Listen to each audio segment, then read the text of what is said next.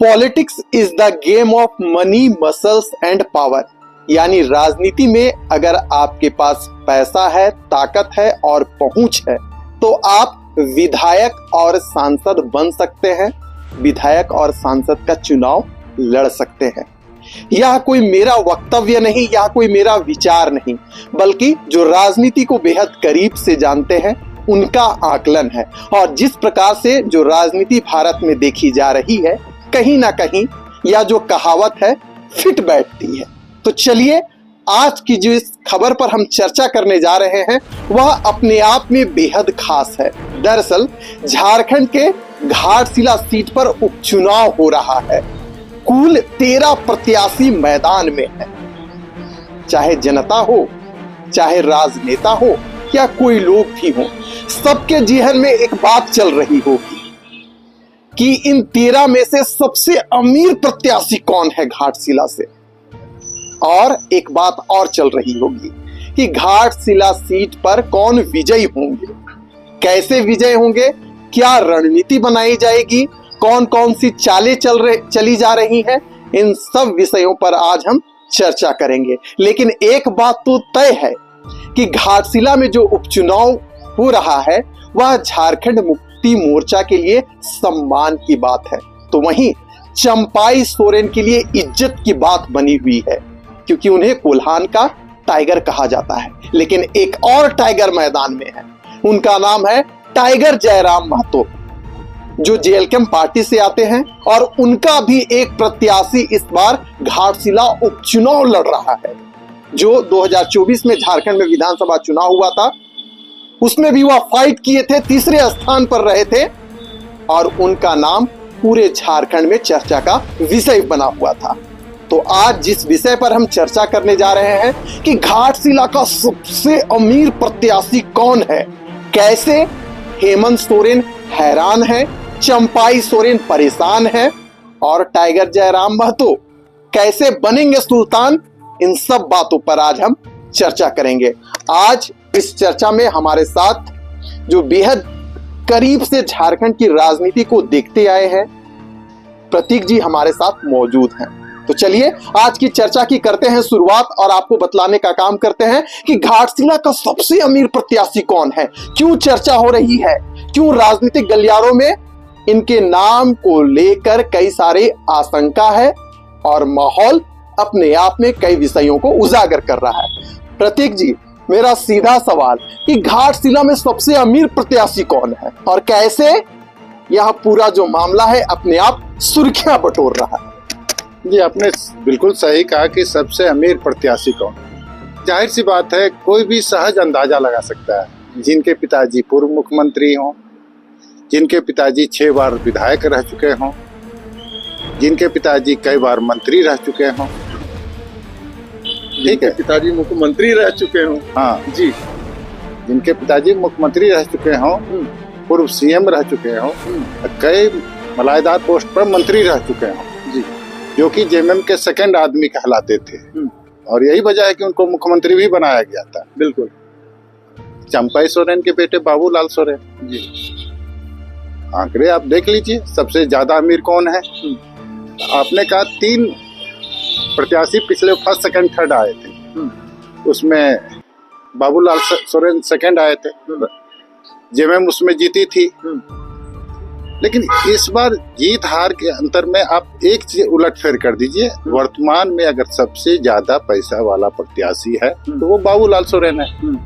Second में आ जाते हैं रामदास सोरेन के बेटे सोमेश सोरेन और तीसरे नंबर पे जैसा कि रिजल्ट आया था जेएलकेएम के प्रत्याशी मुर्मू जी हैं। तो और भी कई प्रत्याशी हैं जो इनसे भी नीचे हैं, लेकिन टॉप 3 में आप देखिए तो बाबूलाल सोरेन है। बिल्कुल।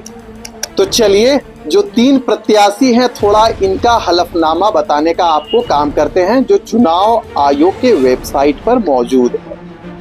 अगर हम बात करें सबसे गरीब प्रत्याशी की, जिन 3 नामों की चर्चा है उनमें से, तो नाम है रामदास मुर्मू। झारखंड लोकतांत्रिक क्रांतिकारी मोर्चा पार्टी से आते हैं और इस बार घाटशिला में चुनाव लड़ रहे हैं। उनकी चल और अचल संपत्ति की बात करें तो लगभग 1,85,000 रुपए केवल मात्र हैं उनके पास। दूसरा नाम सोमेश सोरेन, जो कि रामदास सोरेन के बेटे हैं।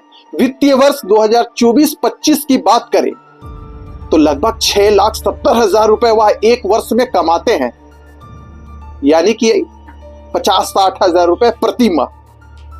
उनकी चल और अचल संपत्ति की बात करें तो लगभग 64 लाख रुपए उनके पास है।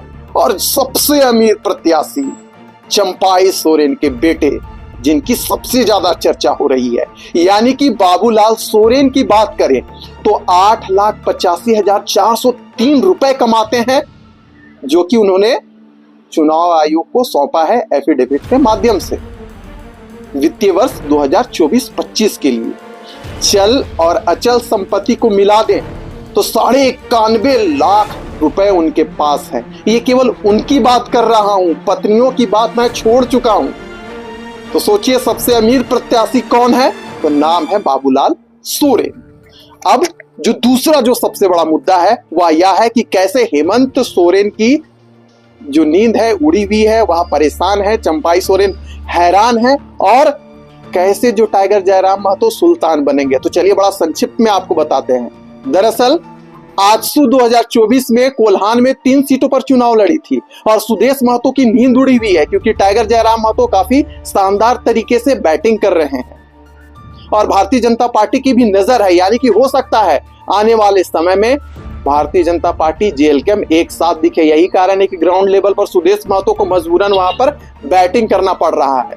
दूसरा कि जो भी घटना घटी घाटशिला में और चाईबासा में, वह हेमंत सोरेन को विचलित कर सकती है और जो वोट का ध्रुवीकरण है कहीं ना कहीं इफेक्ट डाल सकता है। बात रही चंपाई सोरेन के, तो खुद उनके अपने ही नदारद दिख रहे हैं घाटशिला में, वह अकेले प्रचार करते दिख रहे हैं। हमारे सहयोगी प्रतीक जी हैं, बड़ा संक्षिप्त में आपसे जानेंगे कि हेमंत हैरान है, चंपाई परेशान है और लोग चर्चा कर रहे हैं कि इस बार हो सकता है जयराम सुल्तान बनेंगे। कैसे प्रतीक?